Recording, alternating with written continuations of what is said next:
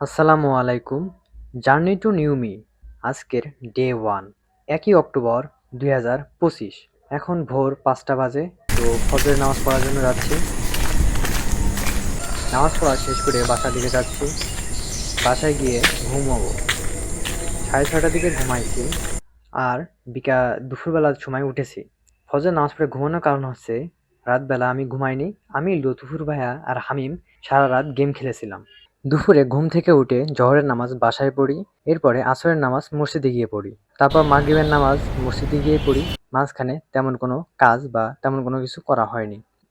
মাগরিবের নামাজ শেষ করার পর কিছুক্ষণ পর তদুর ভাইয়া ফোন দিয়েছিল, বলল শহীদ মিনারে এসেছি, তোমরা আসো।